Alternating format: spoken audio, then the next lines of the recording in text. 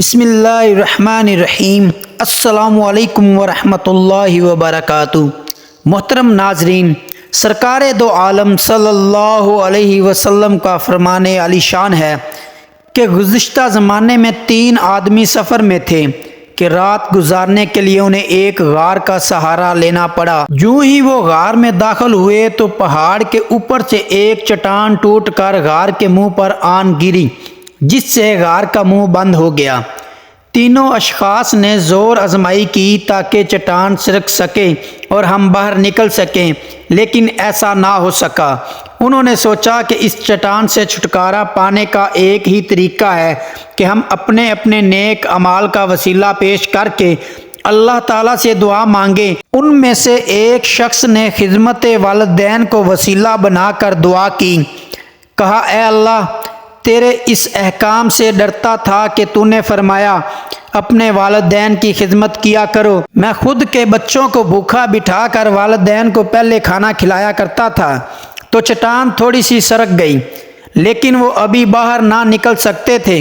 دوسرے نے اس طرح دعا کی، میری ایک چچا زاد بہن تھی جو مجھے سب سے زیادہ محبوب تھی۔ میں نے کئی مرتبہ اس سے بری خواہش کا اظہار کیا مگر اس نے انکار کر دیا، یہاں تک کہ وہ قحط سالی میں مبتلا ہوئی اور مدد حاصل کرنے میرے پاس آئی۔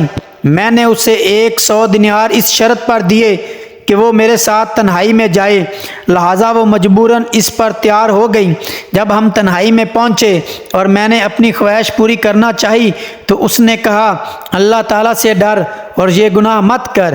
یہ سن کر میں اس گناہ سے رک گیا اور وہ دینار بھی اس کو دے دیے۔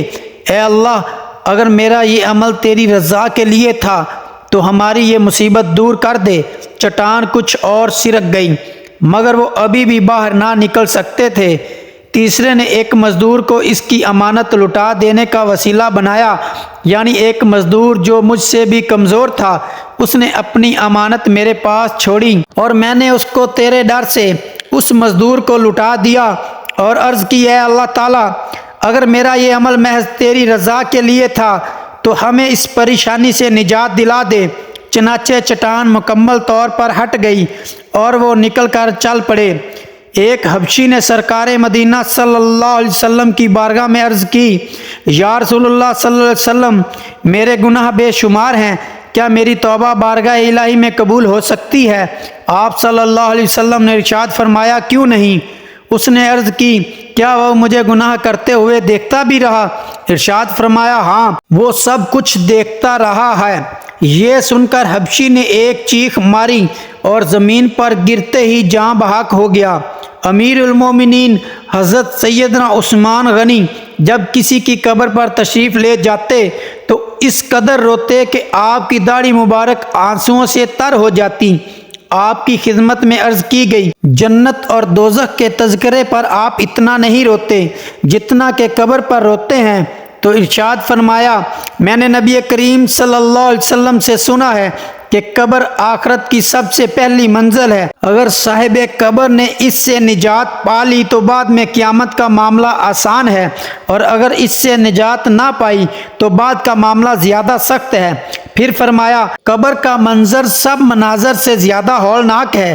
قبریں جو اوپر سے بظاہر ایک جیسی دکھائی دیتی ہیں، ضروری نہیں کہ ان کی اندرونی حالت بھی ایک جیسی ہو۔ اس مٹی کے ڈھیر تھلے دفن ہونے والا اگر کوئی نمازی تھا، رمضان المبارک کے روزے رکھنے والا تھا، پورا ماہ رمضان المبارک یا کم از کم آخری عشرے کا اعتکاف کرنے والا تھا، ماہ رمضان کا عاشق و قدر دان تھا، فرض ہونے کی صورت میں اپنی زکوٰۃ پوری ادا کرنے والا تھا، رزق حلال کمانے والا تھا، بقدر کفایت حلال روزی پر قناعت کرنے والا تھا، تلاوت قرآن کرنے والا تھا، تہجد، اشراق و چاشت اور اوانین کے نوافل ادا کرنے والا تھا، عاجزی کرنے والا اور حسن اخلاق کا پیکر تھا، شریعت کے مطابق ایک مٹھی داڑھی بڑھانے والا تھا، امامے کا تاج سر پر سجانے والا تھا، سنتوں کا متوالا تھا، ماں باپ کی فرما برداری کرنے والا تھا، بندوں کے حقوق ادا کرنے والا تھا، اللہ پاک اور اس کے پیارے محبوب صلی اللہ علیہ وسلم کا چاہنے والا تھا، صحابہ کرام رضوان اللہ تعالی علیہم اجمعین اور اہل بیت اعظام اور اولیاء کرام کا دیوانہ تھا۔ تو اس کی قبر جو اوپر سے مٹی کی چھوٹی سی ڈھیری نما دکھائی دے رہی ہے، ہو سکتا ہے کہ اللہ پاک اور اس کے رسول صلی اللہ علیہ وسلم کے فضل و کرم سے اس کا اندرونی حصہ تا حد نگاہ وسیع ہو چکا ہو، قبر میں جنت کی کھڑکی کھلی ہوئی ہو اور اس مٹی کی زہری ڈھیر تھلے جنت کا حسین باغ موجود ہو۔ دوسری طرف اسی مٹی کے ڈھیر تھلے دفن ہونے والا اگر معاذ اللہ کی پناہ بے نمازی تھا، رمضان المبارک کے روزے جان بوجھ کر برباد کرنے والا تھا، رمضان المبارک کی راتوں میں گلیوں کے اندر کھیلوں کے ذریعے مسلمانوں کی عبادتیں یا نیند میں خلل ڈال کر تکلیفیں پہنچانے اور دل آزاری کا سبب بننے والا تھا، فرض ہونے کے باوجود زکوٰۃ کی ادائیگی میں مخل کرنے والا تھا، حرام روزی کمانے والا تھا یا رشوت کا لین دین کرنے والا تھا، لوگوں کے قرضے دبا لینے والا تھا، شراب پینے والا تھا، جوا کھیلنے والا تھا، شراب و جوئے کے اڈے چلانے والا تھا، مسلمانوں کی بلا اجازت شرعی دل آزاری کرنے والا تھا، مسلمانوں کو ڈرا دھمکا کر بھتہ وصول کرنے والا تھا، توان کی خاطر مسلمانوں کو اغوا کرنے والا تھا، چوری کرنے والا تھا، ڈاکہ ڈالنے والا تھا، امانت میں خیانت کرنے والا تھا، زمینوں پر ناجائز قبضے کرنے والا تھا، بے بس کسانوں کا خون چوسنے والا تھا، اقتدار کے نشے میں بدمست ہو کر ظلم و ستم کی آندیاں چلانے والا تھا، فلمیں ڈرامے دیکھنے دکھانے والا تھا، گانے باجے سننے سنانے والا تھا، گالی گلوچ جھوٹ غیبت چغلی تہمت و بدگمانی اور تکبر کا عادی تھا، ماں باپ کا نافرمان تھا۔ تو ہو سکتا ہے کہ مٹی کے اس پرسکون نظر آنے والے ڈھیر تھلے بے قراری کا عالم ہو، جہنم کی کھڑکی کھلی ہوئی ہو، آگ سلگ رہی ہو، سانپ اور بچھو دفن ہونے والے کے بدن پر لیٹے ہوئے ہوں اور ایسی چیخ و پکار مچی ہوئی ہو جس سے ہم سن نہیں سکتے۔ یاد رکھیے، ہمیں بھی ایک دن مرنا اور اندھیری قبر میں اترنا پڑے گا۔ ان قریب وہ دن بھی آئے گا کہ جب ہم اپنے دفن کرنے والوں کو دیکھ رہے ہوں گے، ان کی باتوں کو سن رہے ہوں گے، ان سب کو پہچان رہے ہوں گے، ہماری قبر کھودی جائے گی، تب ہمیں معلوم ہوگا، اور جب قبر بند کرنے کے لیے مٹی ڈالی جا رہی ہوگی، یہ دردناک منظر بھی نظر آ رہا ہوگا، لیکن بول کچھ نہیں سکیں گے۔ دفن کرنے کے بعد ہمارے ناز اٹھانے والے رخصت ہو رہے ہوں گے، قبر میں ان کے قدموں کی چاپ سنائی دے رہی ہوگی، دل ڈوبا جا رہا ہوگا، قبر کی وحشت اور گرمی کا سامنا ہوگا، اندھیرے اور تاریکی سے بھی دل گھبرا رہا ہوگا۔ اتنے میں اپنے لمبے لمبے دانتوں سے قبر کی دیوار کو چیرتے ہوئے خوفناک شکلوں والے کالے کالے محیب بالوں کو لڑکائے دو فرشتے منکر نکیر قبر میں موجود ہوں گے۔ ان کی آنکھوں سے شعلے نکل رہے ہوں گے اور وہ سختی کے ساتھ بٹھائیں گے اور کرخت و سخت لہجے میں سوالات کریں گے۔ ہمیں نہیں معلوم کہ ہم ان کے جوابات میں کامیاب ہوں گے یا نہیں۔ ایک مرتبہ حضرت سیدنا جبرائیل کو دیکھا کہ وہ رو رہے ہیں، تو آپ صلی اللہ علیہ وسلم نے دریافت فرمایا، اے جبرائیل، اب تم کیوں روتے ہو حالانکہ تم بلند ترین مقام پر فائز ہو؟ انہوں نے عرض کی کہ میں کیوں نہ روں، کہ میں رونے کا زیادہ حقدار ہوں کہ کہیں میں اللہ تعالیٰ کے علم میں اپنے موجودہ حال کے علاوہ کسی دوسرے حال میں نہ ہوں، اور میں نہیں جانتا کہ کہیں ابلیس کی طرح مجھ پر ابتلا نہ آ جائے کہ وہ بھی فرشتوں میں رہتا تھا، اور میں نہیں جانتا کہ مجھ پر کہیں باروت و ماروت کی طرح آزمائش نہ آ جائے۔ یہ سن کر نبی کریم صلی اللہ علیہ وسلم بھی رونے لگے۔ یہ دونوں روتے رہے یہاں تک کہ ندا دی گئی، اے جبرائیل علیہ السلام اور اے محمد صلی اللہ علیہ وسلم، اللہ تعالیٰ نے تم دونوں کو نافرمانی سے محفوظ فرما دیا ہے۔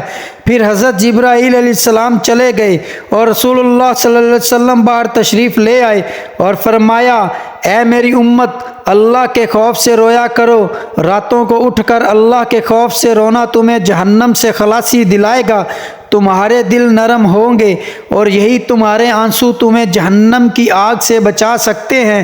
اے میری امت، اللہ کے خوف سے اتنا رویا کرو، اتنا رویا کرو، تمہاری آہیں ساتوں آسمان کے اوپر تک پہنچ جاتی ہیں۔ اور حق تعالیٰ فرماتا ہے، اے میرے ملائکہ، دیکھو میرے بندے کو معلوم ہے کہ میں اس کا رب ہوں، یہ میرے ڈر سے رو رہا ہے، تم گواہ ہو جاؤ، میں ان کی مغفرت اور بخشش کر دی ہے۔ ایک مرتبہ حضرت جبرائیل علیہ السلام اور حضرت میکائیل علیہ السلام رونے لگے تو رب تعالیٰ نے دریافت کیا کہ تم کیوں روتے ہو؟ انہوں نے عرض کی، اے رب، ہم تیری خفیہ تدبیر سے بے خوف نہیں ہیں۔ رب تعالیٰ نے ارشاد فرمایا، تم اسی حالت پر رہنا، کبھی مجھ سے بے خوف مت ہونا، کیونکہ یہ عمل مجھ کو بہت محبوب ہے۔ جو بھی میرے خوف سے روتا ہے میں ان کو ہر مصیبت سے خلاصی عطا کرتا ہوں۔ حضرت سیدنا ابو ہریرہ سے مروی ہے کہ رسول اللہ صلی اللہ علیہ وسلم نے فرمایا، بنی اسرائیل میں ایک شخص تھا جس نے زندگی بھر کبھی کوئی نیکی نہ کی تھی۔ اس نے اپنے گھر والوں کو وصیت کی کہ جب میں مر جاؤں تو مجھے جلا دینا اور میری آدھی راکھ جنگل میں اڑا دینا، جبکہ آدھی دریا کے سپرد کر دینا۔ رب تعالیٰ کی قسم، اگر اللہ تعالیٰ نے میری گرفت کی تو میں اس عذاب سے بہت ڈرتا ہوں۔ جب اس شخص کا انتقال ہو گیا تو اس کی رضا کے مطابق گھر والوں نے اس کی وصیت پوری کر دی۔ اللہ تعالیٰ نے دریا کو اس کی راکھ جمع کرنے کا حکم ارشاد فرمایا تو اس نے اپنے اندر اس کی موجود تمام راکھ جمع کر دی۔ پھر جنگل کو بھی یہی حکم دیا، اس نے بھی ایسا ہی کیا۔ پھر اللہ تعالیٰ نے اس شخص سے سوال کیا کہ بتاؤ تم نے ایسا کیوں کیا؟ اس نے عرض کی، اے میرے رب، تو جانتا ہے کہ میں نے یہ سب کچھ فقط تیرے خوف کی وجہ سے کیا تھا۔ یہ سن کر اللہ تعالیٰ نے اس کی بخشش فرما دی۔ حضرت سیدنا یحییٰ بن عبد المالک پر خوف خداوندی کا بڑا غلبہ تھا۔ آپ دن رات روتے رہتے، یہاں تک کہ آپ کی آنکھوں میں ہمیشہ آشوب چشم جیسی سرخی رہتی تھی۔ یہ دیکھ کر بعض لوگوں نے عرض کی، حضور، آپ کی آنکھوں کا علاج یہی ہے کہ آپ رونا چھوڑ دیں۔ تو آپ نے فرمایا، اگر یہ آنکھیں اللہ کے خوف سے رونا چھوڑ دیں تو پھر ان میں کون سی بھلائی باقی رہ جائے گی؟ حضرت سیدنا عبداللہ بن مسعود کے خاص شاگرد ہیں۔ آپ پر خوف خدا کا بڑا غلبہ تھا۔ جب حرم کعبہ میں جاتے تو کہتے، میں کس طرح کعبے کا طواف کروں؟ ہائے، مجھے بڑی شرم آتی ہے کہ جو قدم گناہ کی طرف چل چکے ہوں، میں ان گناہ گار قدموں کو خدا کے مقدس گھر کے پاس کس طرح رکھوں؟ یہ کہہ کر آپ زارو قطار رونے لگتے۔ آپ کے سامنے کوئی اللہ تعالیٰ کے قہر و جلال کا تذکرہ کر دیتا تو آپ مرغے بسمل کی طرح زمین پر تڑپنے لگتے۔ ایک مرتبہ آپ کے سامنے کسی نے کہہ دیا کہ فلاں آدمی بڑا متقی ہے تو آپ نے فرمایا، خاموش رہو، تم نے کبھی کسی متقی کو دیکھا ہے؟ ارے نادان، متقی کہلانے کا حقدار وہ شخص ہے کہ اگر اس کے سامنے جہنم کا ذکر کر دیا جائے تو خوف الہی کے سبب اس کی روح پرواز کر جائے۔ حضرت سیدنا مالک بن دینار ایک مرتبہ قبرستان کے پاس سے گزر رہے تھے کہ آپ نے دیکھا کہ لوگ ایک مردے کو دفن کر رہے ہیں۔ یہ دیکھ کر آپ بھی ان کے قریب جا کر کھڑے ہو گئے اور قبر کے اندر جھانک کر دیکھنے لگے۔ اچانک آپ نے رونا شروع کر دیا اور اتنا روئے کہ غش کھا کر زمین پر گر پڑے۔ لوگ مردے کو دفن کرنے کے بعد آپ کو چارپائی پر ڈال کر گھر لے آئے۔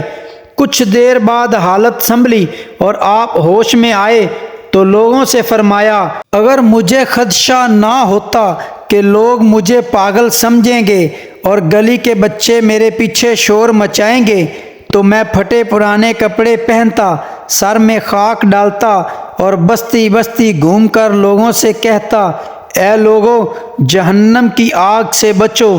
اور لوگ میری یہ حالت دیکھنے کے بعد اللہ تعالیٰ کی نافرمانی نہ کرتے اور خوف خدا سے خوب رویا کرو۔ یہ سب کو گلی گلی میں کہتا۔ پھر جب آپ کے وصال کا وقت قریب آیا تو اپنے شاگردوں کو یہ وصیت فرمائی کہ میں نے تمہیں جو کچھ سکھایا اس کا حق ادا کرنا، اور جب میں مر جاؤں تو میری پیشانی پر بغیر روشنائی کے یہ لکھوا دینا، یہ مالک بن دینار ہے، جو اپنے آقا کا بھاگا ہوا غلام ہے۔ پھر مجھے قبرستان لے جانے کے لیے چارپائی پر مت ڈالنا، بلکہ میری گردن میں رسی ڈال کر ہاتھ پاؤں باندھ کر اس طرح لے جانا جیسے کسی بھاگے ہوئے غلام کو باندھ کر منہ کے بل گھسیٹتے ہوئے اس کے آقا کے پاس لے جایا جاتا ہے۔ اور قیامت کے دن جب مجھے قبر سے اٹھایا جائے تو 3 چیزوں پر غور کرنا۔ پہلی چیز کہ اس دن میرا چہرہ سیاہ ہوتا ہے یا سفید۔ دوسری چیز کہ جب اعمال نامے تقسیم کیے جا رہے ہوں تو مجھے نامہ اعمال دائیں ہاتھ میں ملتا ہے یا بائیں بازو میں۔ تیسری چیز یہ کہ جب میں میزان عدل کے پاس کھڑا کیا جاؤں تو میری نیکیوں کا پلڑا بھاری ہے یا گناہوں کا۔ یہ کہہ کر آپ زار و قطار رونے لگے اور کافی دیر آنسو بہانے کے بعد ارشاد فرمایا، کاش میری ماں نے مجھے نہ جنا ہوتا کہ مجھے قیامت کے ہولناکیوں اور ہلاکتوں کی خبر ہی نہ ہوتی اور نہ ہی مجھے ان کا سامنا کرنا پڑتا۔ پھر جب رات کا وقت ہوا تو آپ کی حالت غیر ہونے لگی۔ اسی وقت غیب سے آواز آئی کہ مالک بن دینار قیامت کی ہولناکیوں اور دہشتوں سے امن پا گیا۔ آپ کے ایک شاگرد نے یہ آواز سنی تو دوڑ کر آپ کے پاس پہنچا۔ اس نے دیکھا کہ آپ پر نزع کی کیفیت طاری تھی اور آپ انگشت شہادت آسمان کی طرف بلند کر کے کلمہ طیب کا ورد کر رہے تھے۔ آپ نے آخری مرتبہ لا الہ الا اللہ محمد الرسول اللہ کہا اور آپ کی روح پرواز کر گئی۔ میرے مسلمان بہن بھائیوں، فقط اللہ کے خوف سے رویا کرو۔ یہی آنسو قبر کی سختی سے بچا سکتے ہیں، جہنم سے بچا سکتے ہیں، پل صراط سے بچا سکتے ہیں۔ صرف یہی آنسو آپ کو جنت میں پہنچا سکتے ہیں۔